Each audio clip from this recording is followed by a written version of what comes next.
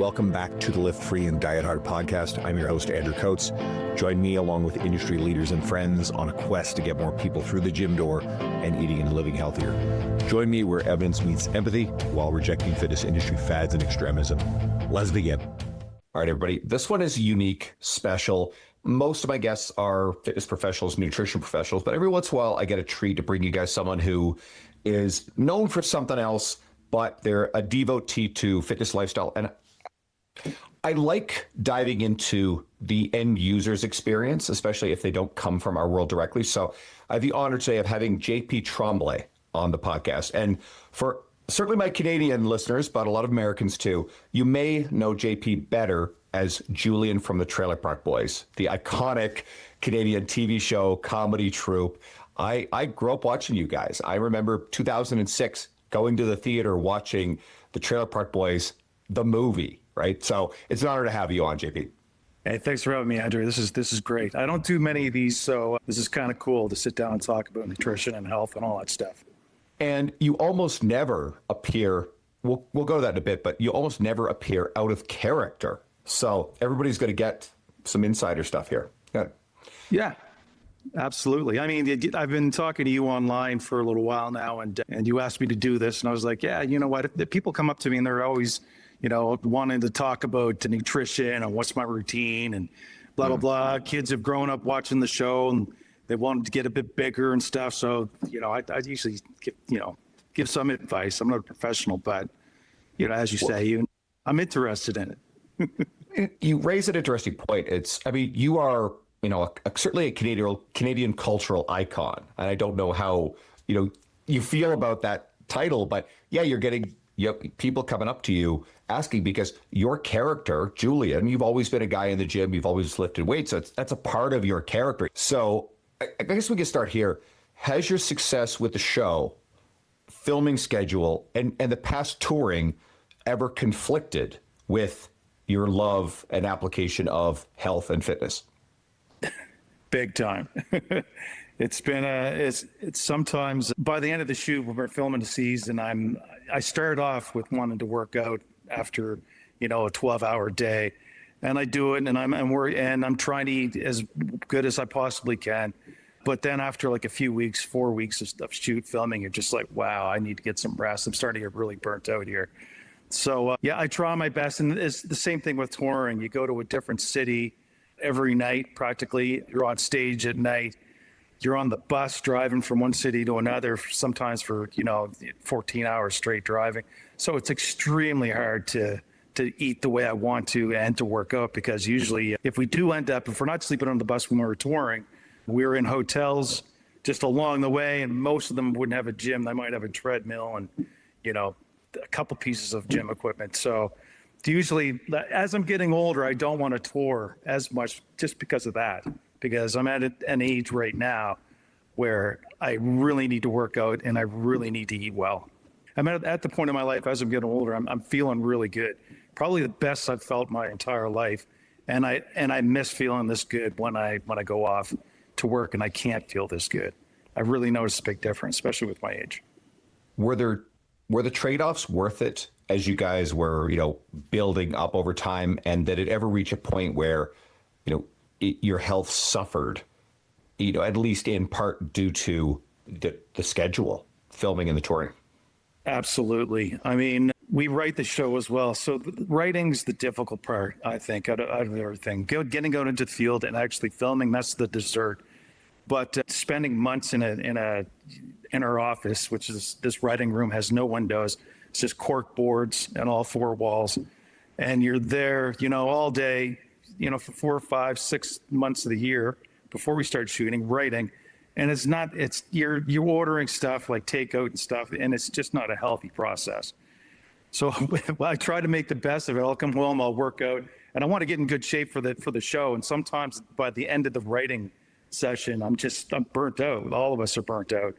And now we've got to try to get out, into the park and start playing around and trying to feel good and get that energy back. So it's difficult. It's been difficult. And there's some seasons where the writing was a bit more grueling than other seasons. And, I'd get we'd start filming. I'd be like, man, I don't feel great. Like I've got a bit of a gut going and not as healthy as I was the season before. So it's been a battle over the years to try to like stay in shape just because of the schedule. A quick break from this episode to shout out RP Strength and the RP Hypertrophy app. I have a big confession. I've never used a coach before. I've always auto-regulated my training for decades. But I've known Dr. Mike Israetel and Nick Shaw, the founders of RP, for years, and I'll get behind anything they create, including years of reading their books, consuming their media, attending their seminars, and having them as guests on the show. And I've been using the RP Hypertrophy app now for several months.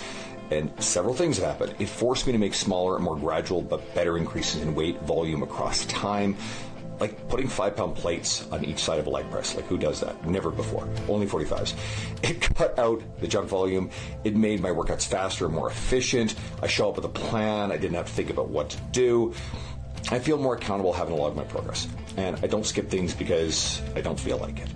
If hiring a one-on-one coach isn't for you, using the RP Hypertrophy app is the next best thing to manage your gains and to take the guesswork out of your program.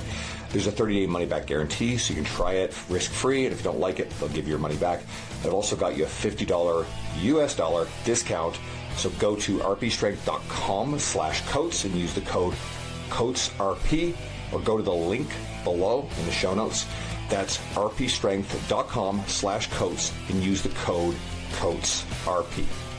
How has it been balancing, and I want to hear the origin story in a little bit. We definitely got to get to kind of how you guys started out, but we can certainly start here.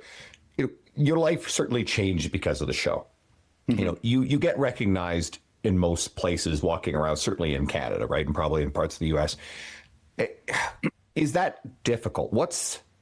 Are there good joys in it? Is there something that's like, hey, this is a culmination of life's work, but are there moments where you're like, man, I just want to be able to like hang with my family and walk through society without being recognized?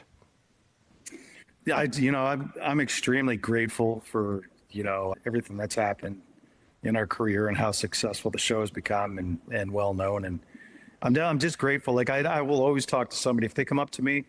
If they're not hammered or wasted, I'll spend some time and talk to them for as long as they want. I feel more for my kids. It's awkward to them. They don't, especially when they were younger, they weren't watching the show. I let my son start watching the show when he was 15, and I don't think my daughter's ever watched the show, but to them, they think it's really bizarre to have people come up to me and buy me drinks or, hey, do you want to smoke a joint? Hey, where's Ricky? Oh, here, give this joint to Ricky and stuff like that. It's really bizarre. So to them, and some people, they don't even realize that, I'm here with my family at times. And sometimes they don't care. But I don't know. I just embrace it because this is what we wanted. We knew what we were getting into. And we're just extremely grateful that we're still going after 25 years almost. Well, let's do how it got started. Because you and I, obviously, we had talked previously, so I'd gotten a lot of this, but I would love for everybody to hear it. How it started, Rob Wells, the guy that plays Ricky, him and I we moved to Prince Edward Island out of school, and we started up a pizza restaurant. I was in the restaurant game with my dad. I ran one of his restaurants all through high school and university. So as soon as he graduated, he's like, let's do something. And I dropped out after 4 years because I just wanted to get out there and make money. I knew how to operate a restaurant. I knew what I was doing. And I just wanted to get out there and start making money. So we moved over to Prince Edward Island. We opened up a pizza restaurant. It was crazy adventure. We didn't know what we were doing. We had 3 hours experience in making pizzas. We renovated this condemned building that should have just been torn down.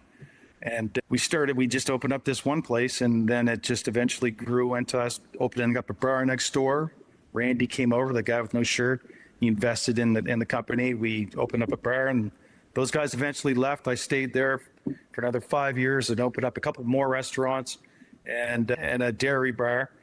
And yeah, that's basically how it started. It was from us being over in PEI, not knowing anybody really, not having much time off, but when we did have time off, we would spend it doing skits We'd get out the video cameras, have a couple drinks, and just do these crazy skits, the three of us, Rob Wells, Pat Roach, and I.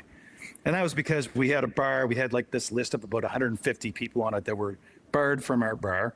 And we couldn't go out and enjoy ourselves and have a drink in public because we'd be meeting these people that we just, threw out the other night or whatever. So yeah, we just stayed inside and just did skits. We sent them over to Nova Scotia, back to Mike Lattenberg, who was a high school friend of mine.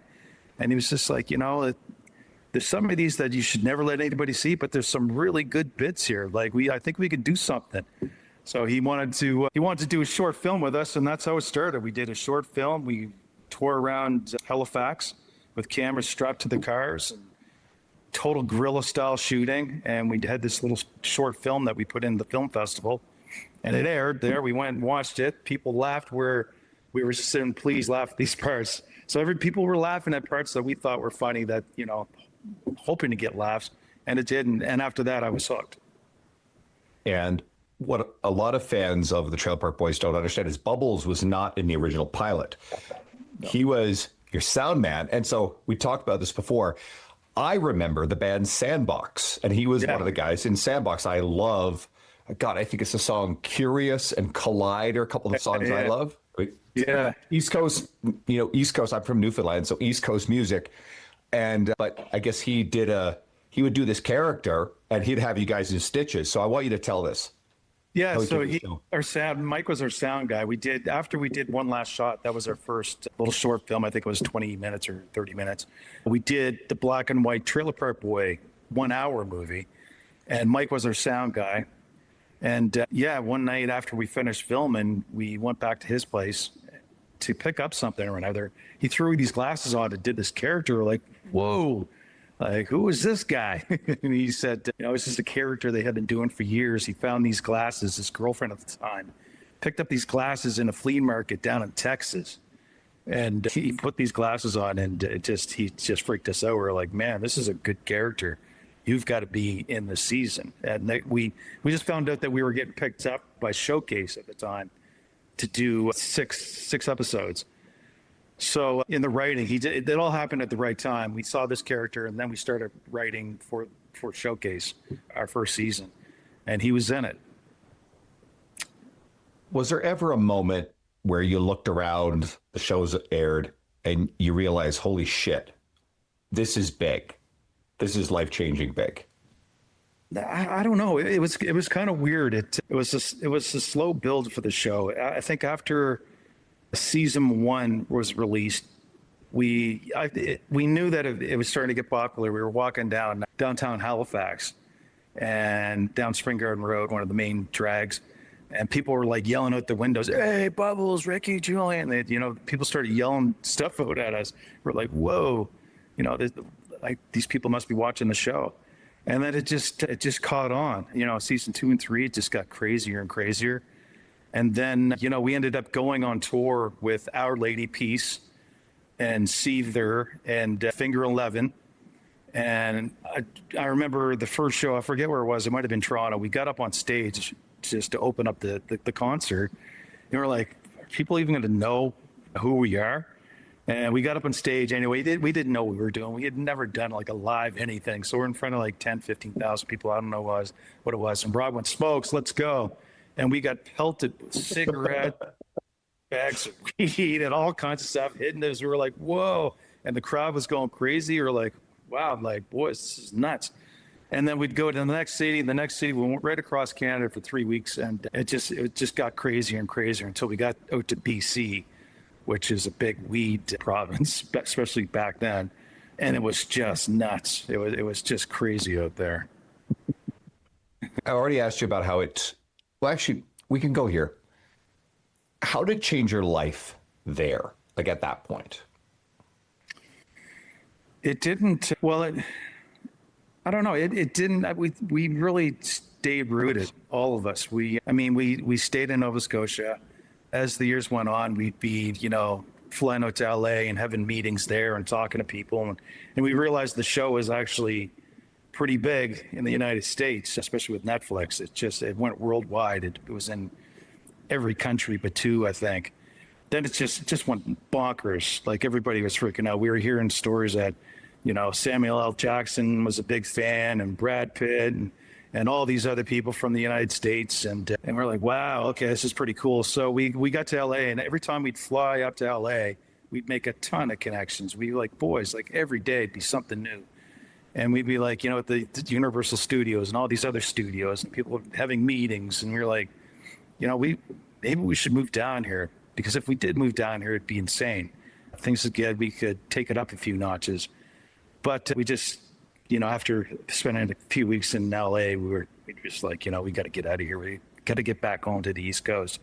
So yeah, we just, I don't know, it felt different out there. We just wanted to stay in Nova Scotia. That's where we live, and that's where we want to stay. Do you think that's key to why you guys were able to make this, a passion for so long, so successfully, and stay true to, the origins of the show? Absolutely. I mean, we've got a unique sense of humor, and I think it's because of where we live. We've had other great writers that have been working with us over the years, and Saturday Night Live writers, people from The Simpsons, but they were great writers, but they just couldn't get our sense of humor totally. Being from the United States, more, trailer trash is a lot different than what we wanted to portray. We didn't want to make fun of people or crack jokes about people living in the trailer park. That's not our thing. It's just so happened we were these three guys that, had a tough time in life, and they stuck together, and they were family. And it's just a story about us trying to survive. There's something that's accessible about the show. I mean, it's funny as hell. Like, it's absolutely ridiculous. If anybody hasn't gone back to see the old episodes, I remember shit like you guys kidnapping, probably Ricky mostly, kidnapping Alex Lifeson of Rush, and, taping, I think he had taped to a chair or something like that. Yeah. And then smuggling garbage bags full of weed into the Rush concert to make a whole bunch of money. Right? Like, I remember these old shows. These are fantastic. Let's actually pivot a little bit into the health stuff, because again, I mentioned, your health, your fitness has been a really lifelong thing for you, but you had some health stuff pop up a few years ago. And so what happened there, and what did you do? What was the switch that flipped? What changed in your life to, take control of your health? Yeah, it was during COVID. It was back in 2020. I was working out. Like for 2 weeks, I noticed that my cardio was totally off. My heart rate was pretty high. I just felt like I was out of breath every time I was doing heavy compound exercises. And then I monitored myself. I was like, okay, I'm maybe it's just because I haven't been healthy. Maybe I've had too many drinks, or I've just been too busy working or whatever. So I just concentrated on working out and my cardio a bit more. But it just kept getting worse and worse and worse until one night I was doing that. I remember I was on the leg press machine. Did that a couple sets, and I was really out of breath. And I was like, whoa, what is going on here? Like, I can't seem to get my breath back here. Took my heart rate. It was about 167, it's never that high. And I went down to bed, and I was like, this is insane. Maybe I should just go to bed. I woke up the next morning, my heart rate was still elevated. It was up to 160 something. I was like, okay, I got to go to the hospital. Something's not right here. So I basically got to the hospital, and I was walking, it was probably 30 yards to the emergency, and I almost collapsed. I had to stop, and I was like, whoa, okay, this is scary. So I went in, I checked in, and I told them what was wrong with me. I sat in the emergency room was packed. I sat in this little, it's the size of a closet, this little room. I was going, okay, what's going on? They had me hooked up to a bunch of stuff, and they were checking my levels. And then the doctor came in at one point, and he said, we think it could be cancer. And I was like, oh man, don't tell me anything but cancer. And I've had a lot of people in my family that have passed, with cancer. And that's one thing, it's my dad, he was living with me. When he got diagnosed, he was supposed to live for a year. He fought for 5 years. And so I could see, what he went through, and it was not fun. So they came back a little while, and I was like, okay, I've got to think, what am I going to do here? And I didn't, I know chemo works for a lot of people, but it's also, it's horrible to see someone going through treatment, that kind of a treatment, especially if it's, multiple treatments of radiation chemo. And I was just thinking, okay, do I want to put myself through that? Like, and I was like going, because when my dad was going through it, I was like, there's no way I would ever go through that. Just throwing up constantly, like every day was just horrible. So I sat there and I was like, okay, I got to figure this out. Like, what am I going to do here? And they came back about an hour or two later after I'm thinking about, life. And they said, no, you've got blood clots in your lungs. You've been actually functioning on half a lung for quite some time now. I was like, whoa, really? So they put me on blood thinners, and away I went. They told me just to relax for a bit. I basically stayed in bed for probably 3 to 5 months, 3, 4, 5 months. And all I did was read, because one thing I wanted to do, like, cancer scared the hell out of me. I want to be prepared. I want to be able to, if I ever was diagnosed or if they made a mistake and thought it was cancer, I'd want to know what I would do instead of being, in a little room going, what the hell? So I just dove into cancer treatments and studies, and I read as much as I possibly could, and got into like the holistic part of it, and it seemed to make sense. I read that book. I forget the author, but it's basically Starving Cancer, and But what I got out of it was basically, if someone's do chemo, and I've been trying to tell my friends, because I've had quite a few friends of mine that have had chemo over the past few years, had cancer and chemo treatments. If you're going to do chemo, you should try to get as healthy as you possibly can. Stick to a good diet, get off the sugar, do some exercising, do as much as you can, make sure your levels are good, monitor your levels, take like a urine test, and just get your body to a place where, you're ready to fight it if you're going to take chemo, because a lot of people don't. And I wish more people do that, especially in hospitals. Doctors should be, giving you your essential nutrients and telling you to take this, take that. Because I've seen my father go through that, and he was, his diet was horrible, but I think would make a big difference. Anyway, so that happened, and I'm getting better, and I'm reading all these books, and then I started feeling sick again. I was eating. This is about a year later. I was eating oatmeal, and it felt like someone jabbed me in the gut with a knife. I was like, "Whoa, what's going on here?" So I went to the hospital, and they said I had diverticulitis. I had a hiatal hernia. I was anemic. I had sleep apnea. I wasn't sleeping much. And I was in rough shape, man. Like, I was going, what the hell's going on here? So it was at that point, I was saying to the doctors, what am I going to do? And they were like, she really didn't tell me much. She was just like, okay, try to stay away from foods that make you feel sick. I was like, okay. So I dove into that. I wanted to find out exactly what was going on with my digestive system. I learned all about that and nutrition. And I just did a deep dive, man. And I've been rocking it ever since. And it's just recently started feeling better. Like, I'm talking, anytime I would eat, I'd feel sick. I'd feel totally bloated.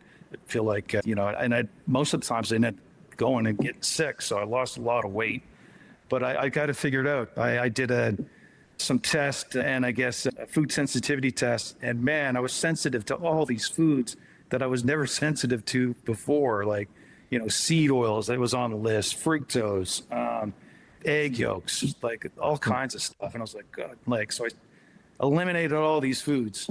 And because I guess I had like leaky gut and all this other stuff going on with myself. So it's just been recently, after that deep dive into it, I figured out I basically fixed myself. I don't have sleep apnea anymore. I don't have diverticulitis. That's gone. And I'm not anemic, and I feel like 100%. There's a few things there that are worth sort of mentioning. If anybody's not familiar, diverticulitis, that's also what Brock Lesnar had that made him had to leave the UFC. So exactly. I think that got a lot of attention. And this is a gross oversimplification, but there are certain types of foods, small particulates, seeds in particular, people have to be pretty careful about, right? I think it's brilliant getting into food sensitivity stuff.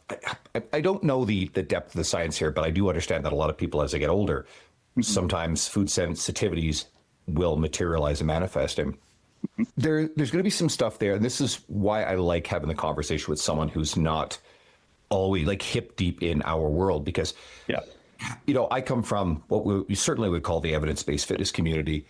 And I find some corners of our industry get a little rigid, pedantic, condescending, Yeah. and the messaging doesn't reach the end user. And the reality is it's wise for us to listen to, each individual person's experience. And someone, I'll say this carefully, research does exist on a bell curve, right? So a lot of the stuff that we get out of studies, it's for the average person across a population. Okay. But an individual, what you ultimately did for yourself is, well, I know number one is resistance training was a big part of your life where you're able to do it, right? Two, you improved the quality of your nutrition. We'll go right over into the alcohol because I think that's a big one. But you improve the quality of the food you're eating. You ate less ultra processed food. My guess is you dropped body fat during all this sort of thing, which there's Lots probably of visceral fat. Yeah. And that may have a direct relationship with the sleep apnea right there.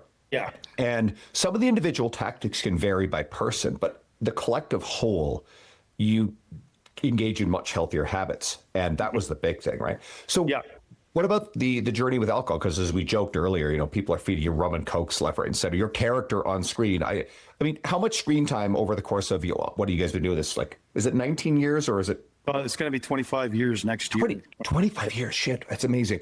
So, I mean, how much screen time or do you exist as Julie without the rum and coke in your hand on screen over those 25 years? Well, I didn't. There was never rum in right. actually when I was shooting. Sure, I'd be a mess if that was the case. But what we would do, we'd be in character at all times. Like we'd go on stage, I'd have a drink, and I would have a drink on my hand, we'd get people up on stage, and if they were like, let me have a drink, there's no booze, and I'd be like, yeah, there is. Well, let me have a drink. And I'd say, here, take a drink. And they'd take a drink and I'd be like, whoa. But to get that reaction and get a laugh from the crowd, that's why I did it. But yeah, so we never drank. And there was like nobody smoking dope or anything on set ever when we were working. We were full tilt, putting in our 12-hour days. But we made it look like we were. But when we did live appearances and stuff, we would drink. And we'd be those guys 100% of the time around the fans when we're on live stage or, doing events or whatever. So, yeah, people everybody thinks that we were drinking and really smoking on the show, but that wasn't the case. But I guess as you alluded to, it was still very much a part of the lifestyle. I mean, shit. Yeah. I grew up in, I'm from St. John's, actually rural Newfoundland, then St. John's, went to university. I owned a nightclub for a while. I worked in them. Yeah. I mean, holy shit. Those were wild, fun days. I couldn't live like that anymore. I actually drink very minimally now. I've been enjoying 0% beers. I was just in Denver and my dad had been telling me how good Guinness Zero was. So I had a couple down there first time. I was floored at how good it was. Corona Zeros. Really? I'm actually really impressed with them. So it helped because it allows me to be social where it's weird. You grow up in a culture where drinking is part of being social. Yeah. Then it feels strange to be out in those environments without this drink in your hand. You're so socially conditioned to it. But if you've got a pint of Guinness in hand or a Corona Zero bottle, which looks almost the same, just a different color blue on the label, no one questions it. And there's no pressure. And you're there. And it almost unlocked the ability to go back out in these social situations. So what was your experience over time with drinking and how it changed? You hit it right there. Being from the East Coast, especially from Newfoundland, we're a lot alike. You and I, growing up in Halifax, they're big drinking towns. We're like the Irish in many ways, and the Scottish. We're all Irish and Scottish out here, and it's just a part of the upbringing. Everybody would drink on the weekends. You're a weekend warrior. Then you work all week, and then you drink on the weekends. And it was like that for most of my life growing up. We'd get together, my friends, we'd go to the bars or we'd stay home and play cards, and drink and make fools of ourselves and try to make each other laugh. But that's what it's like. But now it's like, especially since I've gotten older, it's totally changed. I don't really go out that much anymore. I stay at home. I read a lot. I'm not the party guy at all. But there is special occasions where I will let loose for a night and come home and wake up feeling like hell and pay for it for the next 3 to 5 days. So the partying like that is very limited now. It's just special occasions only for me. And I don't miss it. I have such a high, especially feeling sick for so long, for 5 years, dealing with this food sensitivity thing and throwing up basically almost after every meal. And, if I'd go a week straight, it'd be like, yeah. So it's been months now since I've felt bad, and I really, really enjoy it. I've got a high from working out and just feeling good, man. It's just at a different point in my life where I just want to enjoy life and my kids and my wife and my home life and relax and do fun stuff without booze and, getting drunk. This episode is brought to you by VersaGrips. After my first workout with VersaGrips, I swore I'll never lift without them again. VersaGrips is the premier lifting grip brand, and because my friend Nick Shaw, the co-founder of RP Strength, raves about them, I finally got a pair. I love them. If you're worried that using VersaGrips will interfere with developing grip strength, it won't, and it's silly to limit how much you can lift and how close you can train target muscles like hamstrings or lats to failure because your grip is the limiting factor. I often get asked by my female clients, and I've been recommending VersaGrips long before they became a sponsor. My clients love them. Regular straps suck. They're always too thick or too short. They're annoying to use. Personally, I've never found them effective. Maybe it's just me. VersaGrips are night and day better. They even form a protective layer between your delicate hands and the toughest barbell knurling, so they replace gloves too. VersaGrips are designed with premium non-slip materials, so you never have to worry about your grip slipping. You can just focus on lifting weight. I'll give you 2 options to grab your pair today.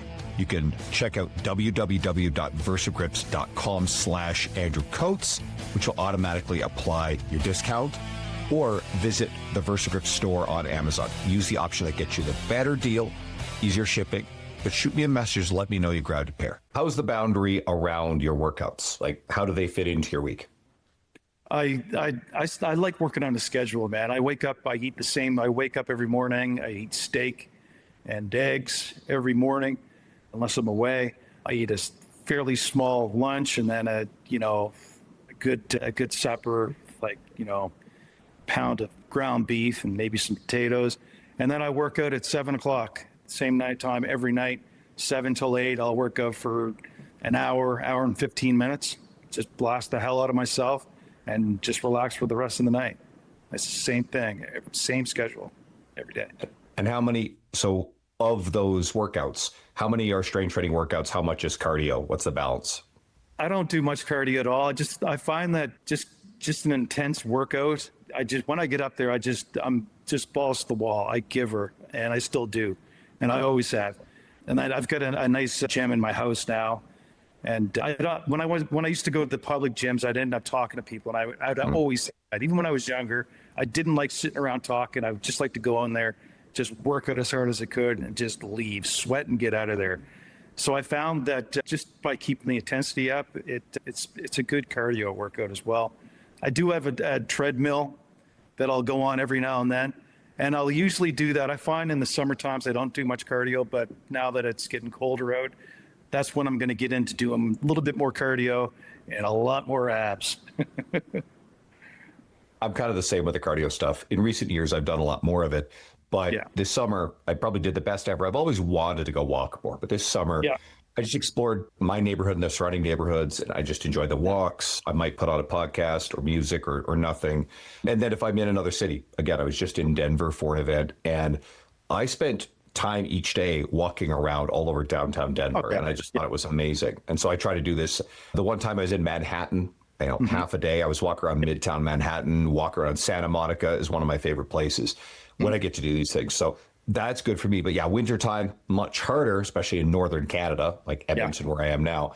And one of the things I'll do is I'll bring a book. Now I've got a Kindle, which has been fantastic. And I'll sit on a bike at the gym after a workout and I'll just read. Cool. I do the same thing. I go away now. I do the exact same thing. I don't even realize it is cardio when I'm walking, but I'll get up whatever time I'm in. I'll get up and go have breakfast and just walk and check out wherever I'm at, whatever city I'm in, and walk around for about an hour or 2 hours in the morning before I start work, which is great, man. I love doing that. I never did before because I'd always be waking up and recovering from the night before usually. But I'm a big walker now as well. Yeah. It's funny you mentioned that. It is great cardio. It's contextual. So there's a couple of viral videos that literal friends of mine pull it out there. And sometimes it's clipped out, missing context, but they're both on record saying that walking isn't cardio. Now, there's context. And I know what they mean. I know that they mean that it's not necessarily enough of an adaptive stimulus to change everybody's cardiovascular conditioning. Okay. Yeah. I understand that. But as a thing that's accessible for everybody, it's inefficient and brute force. It's time consuming, sure, but it's also very positive for us. So I think for the vast majority of people, it is extremely healthy. Part of it's like how someone defines cardio. For someone who doesn't do much walking, getting out, it's actually to be very adaptive. They're going to be deconditioned. It's going to be great. But honestly, even for really healthy, really mobile people, it's still wonderful. So again, my industry likes to get vicious within itself and pedantic about stuff. And it's like, we're mostly all on the same team. There are bad guys, but difference of interpretation. And at the end of the day, I just want people to walk more. Yeah, exactly. Well, my father-in-law, he was a phys ed teacher. That was his career. He's retired now, obviously, but he's a big walker, and he's like this anomaly, man. They're actually doing studies on him because he is so healthy. He's never been sick a day in his life, never, not a cold, nothing. And he's a walker. He walks a lot. When he's here at my house, he's here now.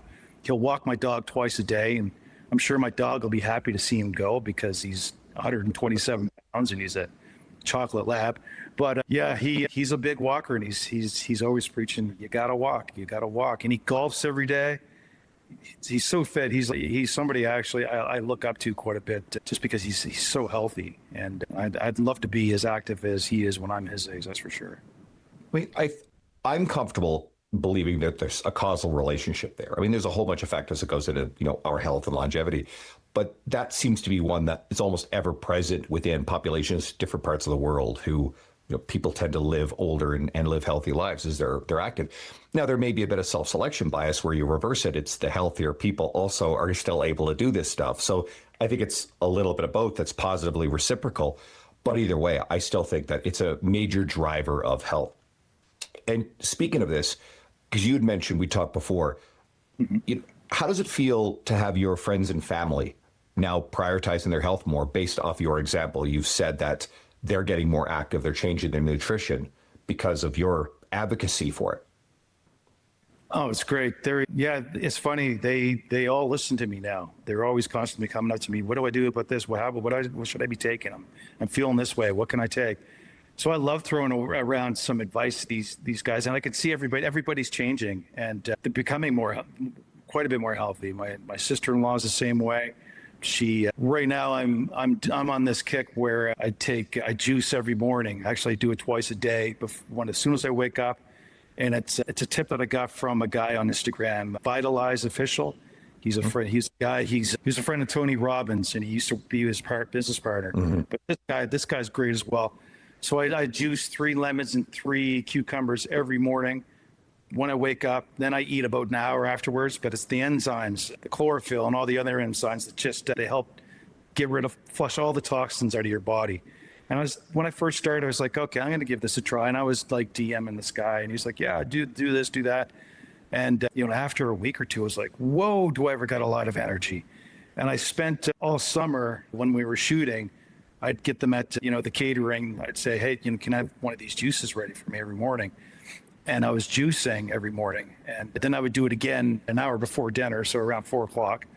And the energy I had, I could feel myself every day just getting stronger and more focused and feeling so much better. It was unbelievable to me how much energy I had. But everybody on set noticed. They were like, what is that green stuff you're drinking every morning? So I got everybody in the crew drinking cucumbers and lemons, and people are losing weight like crazy drinking this stuff.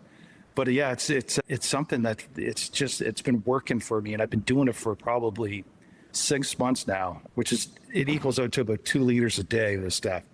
So I look like a bit of a freak going to buy so many cucumbers and lemons, every week. But it's been a game changer for me, for sure. I've been losing weight, and my workouts have been a lot better. So yeah, this one tip, and I've got my sister-in-law. She's been doing the same thing, feeling a lot better.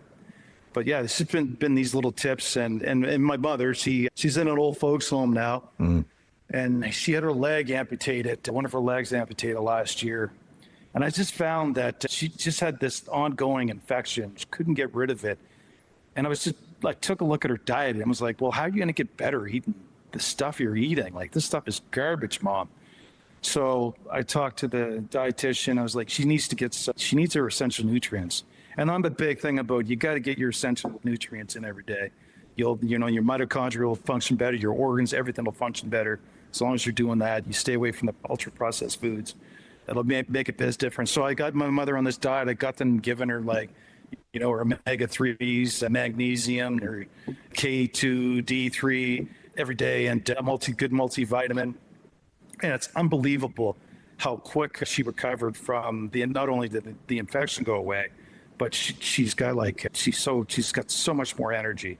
And I wish I could get her on the juice, but I can't because a little too far for me to go and do it every day. But yeah, it's just unbelievable just how, changing your diet, just tweaking it a bit, just like getting rid of the ultra processed foods and the sugars, you feel so much better and you drop so much weight. It's incredible how fast you can lose that visceral fat. And you're absolutely right. Like, because again, like I said, sometimes our industry gets a little pedantic about, some of the language about the evidence-based stuff, but they get funny with words like sugars and toxins, whatever. But the reality is ultra processed food, most people are eating too much of it. It's easy to get a lot of calories in there. It absolutely hijacks our hunger signaling, which of course drives more consumption. And that's probably one of the biggest problems to all this stuff. And then there's some people where their genetics make the hunger side of stuff, it's harder. And those are the people who genetically are more prone to carrying more body fat. I'm grossly oversimplifying it, but it's relevant. Yeah. And you just, people might be listening and then, then all of a sudden the evidence-based crowd hears all the right words. Omega-3, really important. Vitamin D3, really important. Magnesium, one of the most commonly deficient things we have. And just a recent episode I had with Dr. Susan Kleiner, who's a PhD in nutrition. And we're talking about performance nutrition. And she goes into all those things as being really critical, especially for athletic population. But if you have someone who is probably fairly sedentary and certainly older, just as your mom was dealing with, post-surgery and with an infection, and if the quality of the food is fairly low, then she's missing important vitamins and minerals. So this stuff is important, right? So I love this. And this is a real person's experience through all this stuff, which I love. Yeah. Bit of a shift. I wanted to ask you about your creative process, right? What does that look like? I know I'm going back and forth between the health stuff and the career stuff. So I want to now hear again about the career stuff. The creative process, it's basically, we write through it the whole year. I don't hang around the boys much when we're not at work, but when we are around each other, all we do is try to make each other laugh. And we always have our phones out. We'll make notes. We'll come up with something funny. I'm constantly making notes on my phone, and we just try to. It's getting harder. I mean, it's season 13. We just finished season 13, but and going back to the well that many times, it is getting more difficult. But all it takes is one idea, man, to spark something that'll can blossom into a whole season.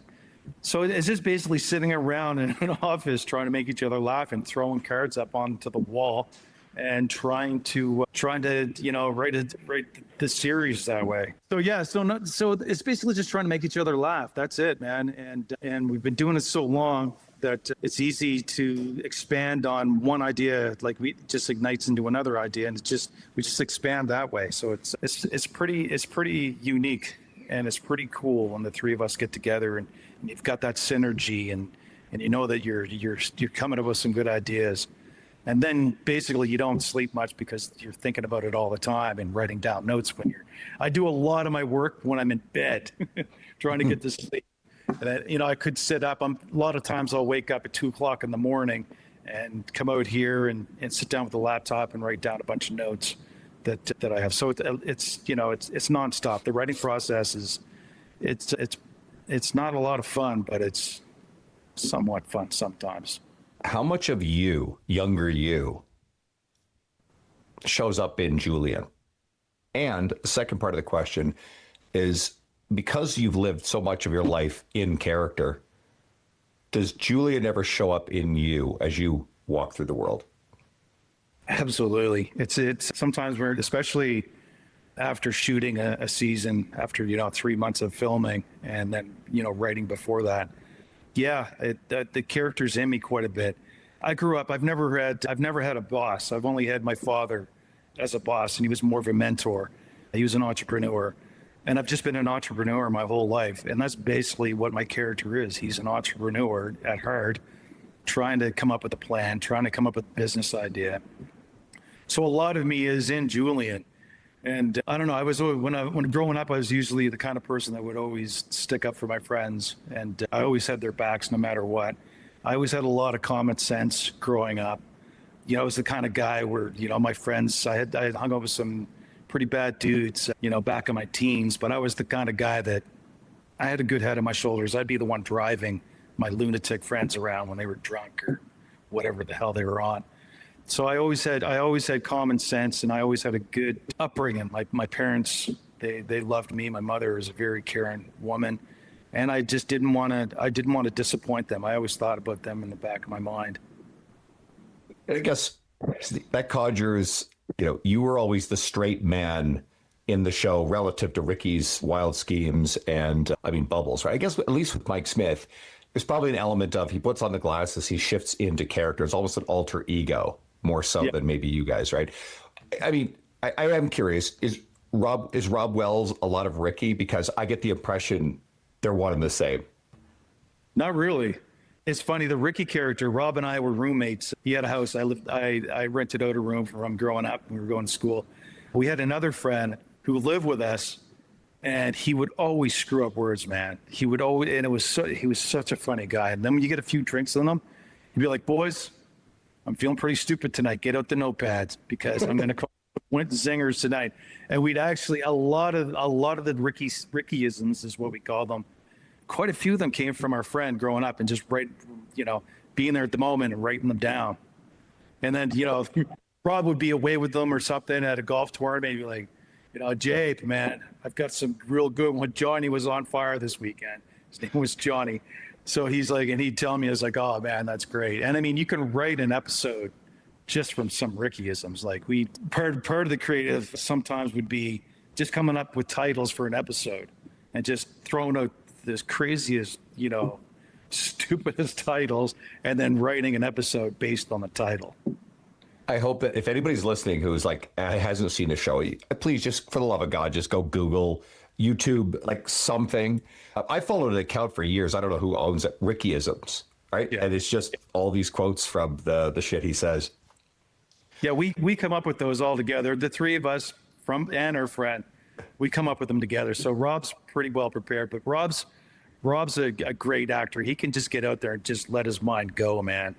And it's funny to watch, and it's hard to keep a straight face a lot of times watching Rob do his thing because he's so good at falling. When Ricky's sliding down a hill, like face first down a hill, like there's nothing funnier.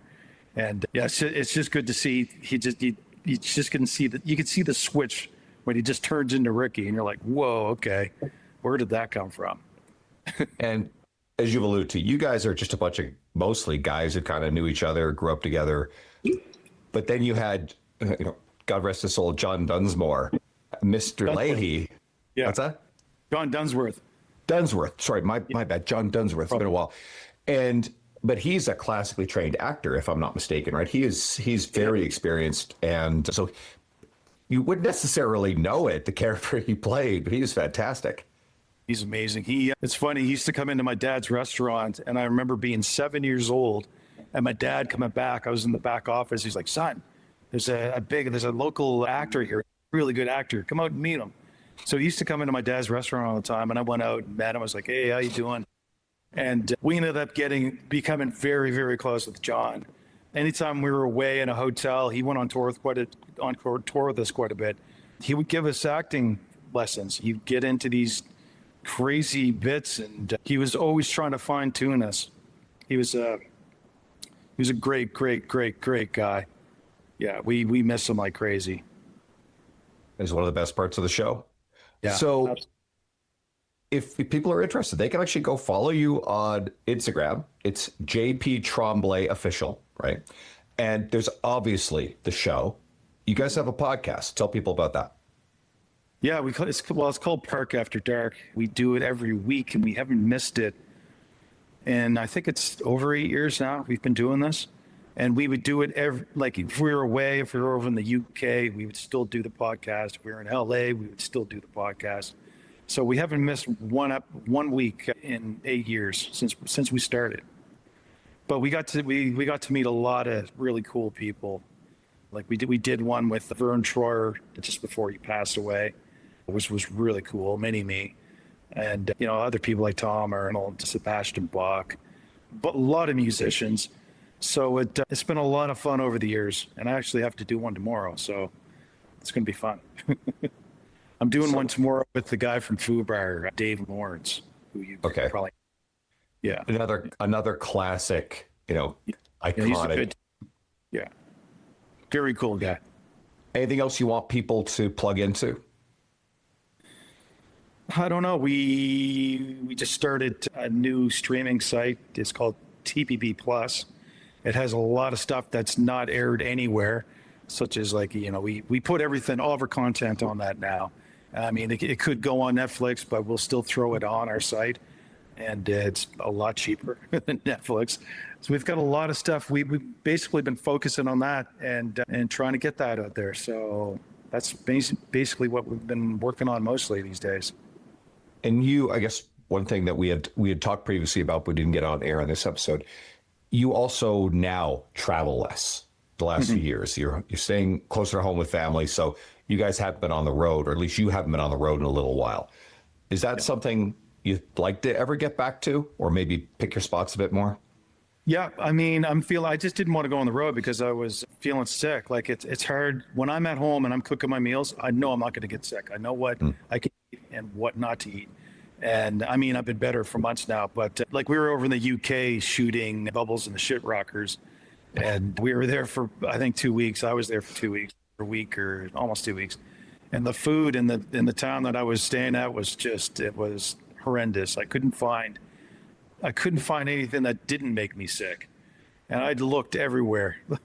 It was a very difficult time being over there. So I ended up doing lots of fasts. I'd be doing okay, I got sick from my meal last night. I'm just going to do a 3-day fast and drink water with sea salt in it. So I did that, but I find it tough. Like being on the road, it's so hard to eat well. I find it very difficult. So I am feeling now a lot better now. So hopefully maybe we'll be back on the road next year, maybe with a tour, maybe a tour or something. Well, if you get our way, I'll be there. So this has been a real. Oh, that's a no-brainer. This has been a real treat. It's been great to peel back to get to, hear all this stuff, both your health, life fitness journey, but also insight into, the magic behind the show, which again, as I keep saying, is Canadian cultural iconography. It's so cool from a Canadian who grew up watching the show to, seeing the longevity, the legacy that it's led. So JP, it's been a real pleasure. Thanks for coming on, man. And everybody listening, I hope you enjoyed this one. I won't always get to do episodes like this because I'm still going to be really picky about who I bring on here. But, hopefully you guys like these and I'll work on more of them. So thanks, JP. Okay, right on, man. Thanks, buddy.